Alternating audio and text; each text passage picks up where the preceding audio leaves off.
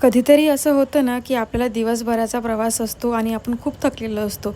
पण आपण आपल्या डेस्टिनेशनला पोहोचल्यानंतर मात्र आपला जो थकवा असतो तो असा चुटकीसरशी गायब होऊन जात असतो.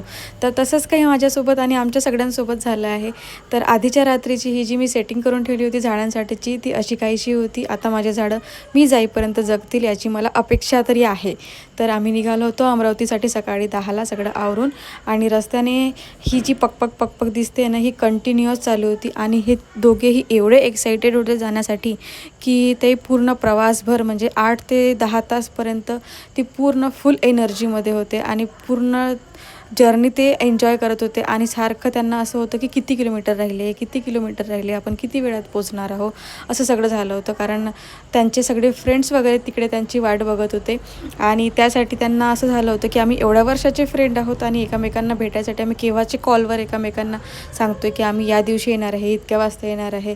तर असं सगळं चालू होतं. आणि आम्ही नंतर मग ऊन खूप असल्यामुळे एका ठिकाणी थांबलो थोडं संध्याकाळच्या वेळी 4-5 वाजता. आणि मग थोडा ऊसचा ज्यूस वगैरे घेतला. आणि आमच्या ह्या दादांना माहिती आहे का, ऊसाचा ज्यूस सोबत अख्खा ऊससुद्धा पाहिजे होता. तर तो त्या दुकानदार काकांना मागायला गेला होता की मला ऊस द्या. तर ते म्हणाले की हा ऊस खूप हार्ड आहे, तुला खाल्ल्या नाही जाणार, हा फक्त ज्यूस काढण्यासाठीच आहे. तर असं सगळं झालं. आणि मग आम्ही परत निघालो आमच्या गावाला यायला, अमरावतीला. आणि थोड्याच वेळात आम्ही आमच्या अमरावतीला पोचलो, आमच्या घरी पोचलो. आणि घरी येताबरोबर आणि दरवाजा उघडल्यानंतर जेव्हा स्वतःचं घर बघितलं, तेव्हा सगळेजण एकदम खुश झाले की आपण खूप दिवसानंतर आलो आहे आणि आता आपण आपल्या मनासारखं एन्जॉय करूया. कारण इकडे सगळे आमचे ओळखीचे लोक आहेत, आपला कम्फर्ट झोन असा आहे. त्यानंतर आल्यानंतर काय करायचं असतं, साफसफाई तर झालेलीच होती, त्यामुळे मला फक्त स्वयंपाक वगैरे करायचा होता. त्यासाठी मी आधी सगळं किचनचं सेटअप काढून घेतला, माझी भांडी वगैरे काढून घेतली आणि सगळं क्लिनिंग वगैरे करून घेतलं. आणि मग स्वयंपाक केला. आणि स्वयंपाक केल्यानंतर आम्ही सगळ्यांनी जेवणं केली.